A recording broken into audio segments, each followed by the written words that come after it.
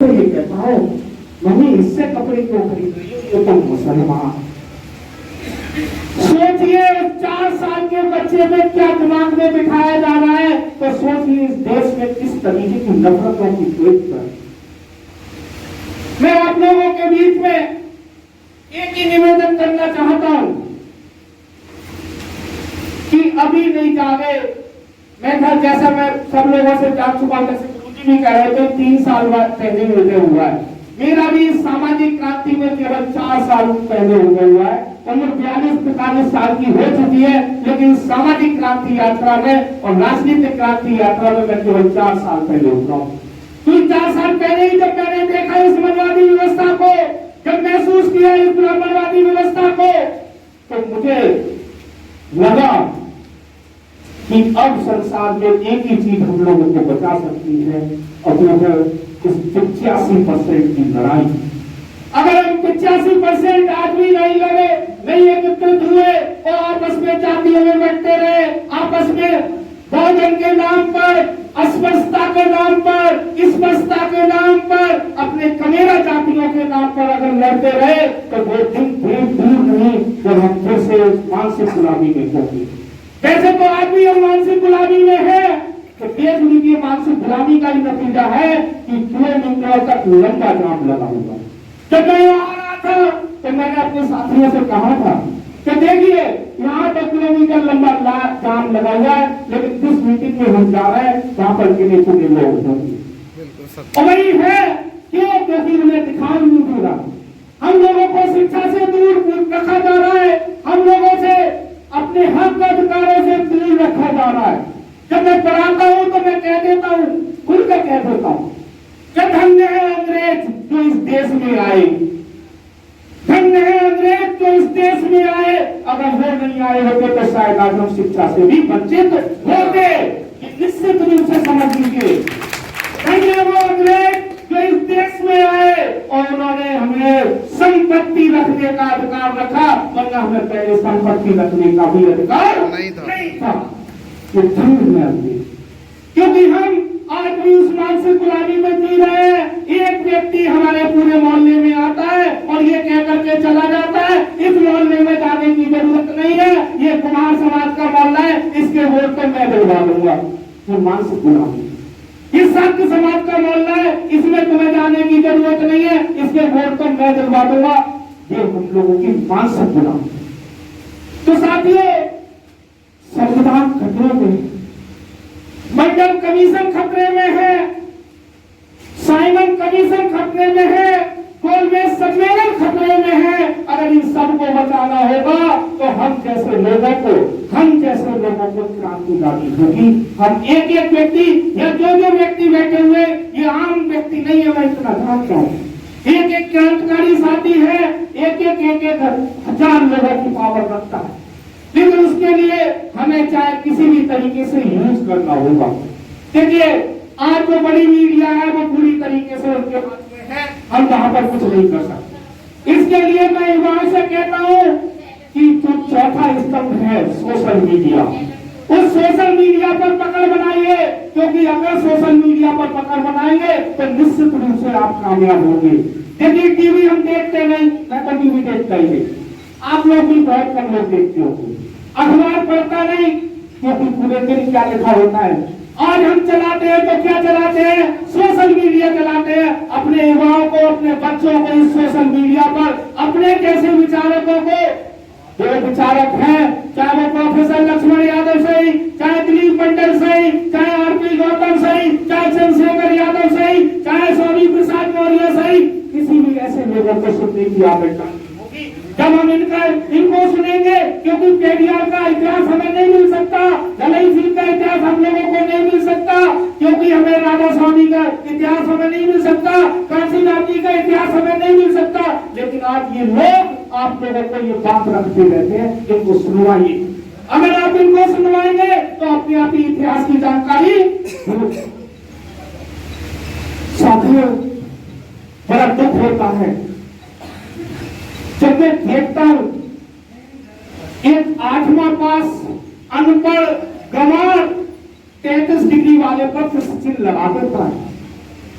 कि बाबा साहब ने क्या किया, संविधान ने क्या दिया। जब मैं देखता हूं पिछड़े समाज के, आज भी मैं बता रहा हूं, पिछड़े समाज के अभी 7 अगस्त गुजरी है, उस दिन पूरा समाज कामर धो रहा था, लेकिन उसे ये नहीं पता था 7 अगस्त को मंडल कमीशन लागू हुआ। तो जानते नहीं है मंडल कमीशन क्या है, हक अधिकार हमें क्या कब मिले। 1995 से पहले अगर किसी गांव का प्रधान ओबीसी का रहा हो तो मुझे बताइए, एक तो छोड़ दिया पूरा। ये देन है मंडल कमीशन की कि आज हम प्रधानमंत्री प्रधान जी बने, आज हम बीडीसी मेंबर बने, आज हम जो है जिला पंचायत मेंबर बने, आज हम जिला पंचायत अध्यक्ष बने, ब्लॉक प्रमुख बने, वरना पहले क्या स्थिति थी। साइमन कमीशन की देन है, उनमें सम्मेलन की देन है कि बाबा साहब भीमराव अम्बेडकर ने अनुसूचित जातियों को आरक्षण देने का काम किया, और ये जगह पर प्रैक्टिकल करते रहते हैं। अभी 4 दिन पहले एक ब्राह्मण समाज से ही जो प्रधानमंत्री का वित्तीय सलाहकार है, उसने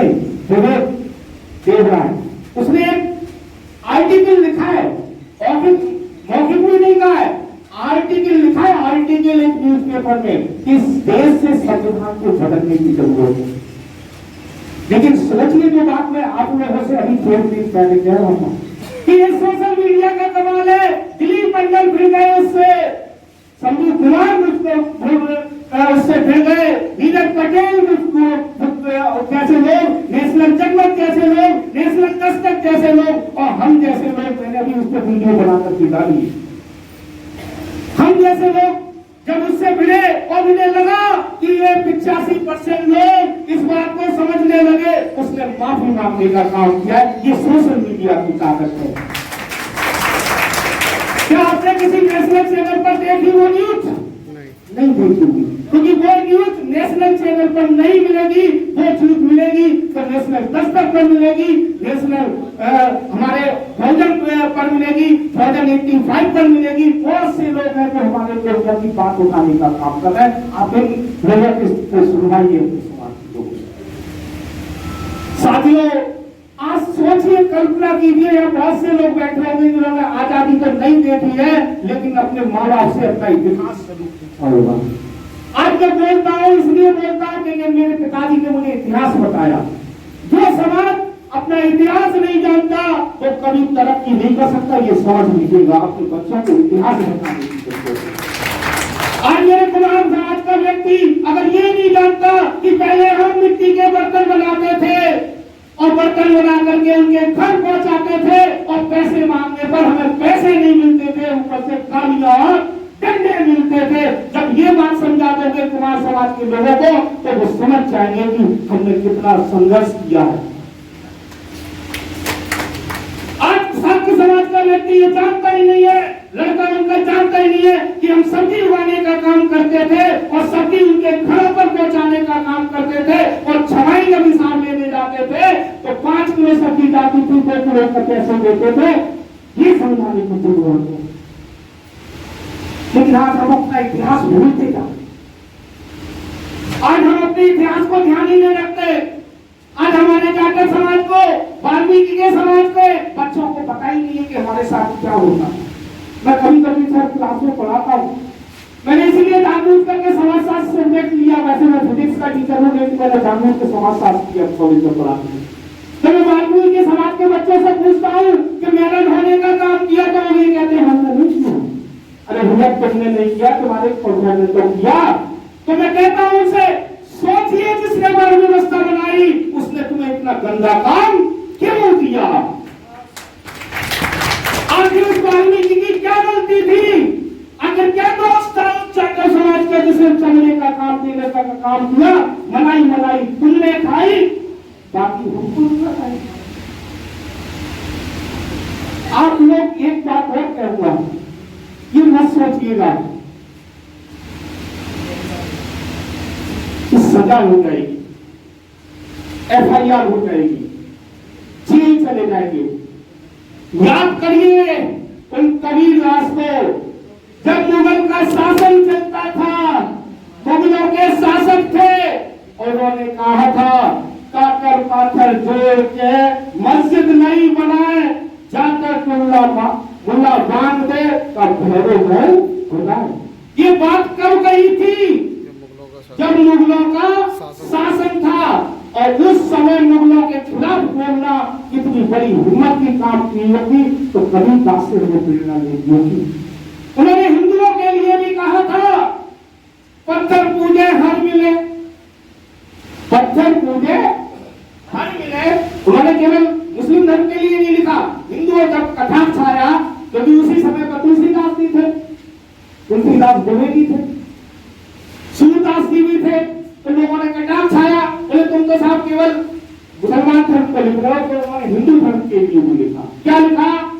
पत्थर पूजे हर मिले तो मैं पूजू पहाड़। समझ रहे होंगे सभी लोग? पत्थर पूजे हर मिले तो मैं पूजू पहाड़, चाय से अच्छी चाकरी, चाय पी से खाए संसार। मतलब समझ गए होंगे सभी लोग। तो उन्होंने क्या कहा कि इन पत्थर पूजों से, मूर्ति पूजा से, इस बाण अजान और आरती से कुछ नहीं मिलने वाला है। जो मिल रहा है वो अंधविश्वास और पाखंडवाद से। तो सोचिए, तो उस समय अंधविश्वास और पाखंड से लड़ते थे, आज तो आपके पास कम से कम किसकी ताकत है? संविधान की ताकत है, आप लड़ सकते। तो हमें बहुत देर से सब लोगों को बोलते हुए हो गया, आप लोग बहुत देर से बैठे हुए, मैं ज्यादा बात ना कहते हुए एक दो बातें जरूर कहूंगा कि अपने बच्चों को कुछ मत करिए। 2 वक्त की रोटी में से 1 वक्त की रोटी खा लीजिए, नंगे पैर रह लीजिए, फटे कपड़ों में रह लीजिए, लेकिन शिक्षा की दूध दिला दीजिए। ये बात मैं इसलिए कह रहा हूं कि हम सब कहते ही तो हैं बड़े बच्चों से, हम शिक्षित हो गए, शिक्षित हो गए। गांव में सर्वे कीजिए, इंटर पास लड़कियां नहीं मिलेगी ऐसे ऐसे समाजों में, नाम गिना दूंगा समाजों में। हमारे यादव समाज के लोग बैठे हैं, सबसे ज्यादा तो पाखंड में लिप्त है, सबसे ज्यादा लिप्त है तो कौन है? यादव समाज। हमारे कुछ लोग, मेरा समाज भी लिप्त है। लेकिन जिस दिन से मैं प्रदेश अध्यक्ष बना, पूरे प्रदेश में संदेश मैंने देने का काम किया है। लोगों को तो जानते हैं, लगातार वीडियो बना करके और अपने समाज को समझाने का काम बड़ी बड़ी मंचों से करता हूँ। प्रदेश अध्यक्ष हूँ तो प्रदेश में जाऊंगा, लगभग 30-40 जिलों का दौरा भी कर चुका हूँ, जो लोग मुझे जानते हैं। 30-40 जिलों का दौरा कर चुका हूँ, और एक बात मैंने स्पष्ट कह दी है कि मुझे नहीं चाहिए अंधविश्वास और पाखंडवाद, मुझे शिक्षा चाहिए, मुझे ऐसा व्यक्ति चाहिए जो शिक्षित है। तो साथियों, आप लोगों से बस इतना ही निवेदन करना चाहूंगा कि ये क्रांति का समय है। अच्छा, डॉक्टर भीमराव अम्बेडकर के बारे में बहुत सारी आप लोगों ने पढ़ चुके होंगे। 4 बेटे थे, चारों को बलिदान दे दिया। सम्मेलन चल रहा था गोलमेज का, एक बेटे की मृत्यु हो गई थी। आप सोचिए क्या हुआ होगा। बेटा मरा हुआ पड़ा है, वो गोलमेज सम्मेलन को छोड़ देना। उनके बारे में एक स्टेटमेंट, बहुत एक लाइन सुनी होगी, ज्यादा नहीं लंबी है, छोटी सी इसलिए बता दे रहा हूं कि एक बार भारत का डेलीगेट्स गया हुआ था इंग्लैंड में।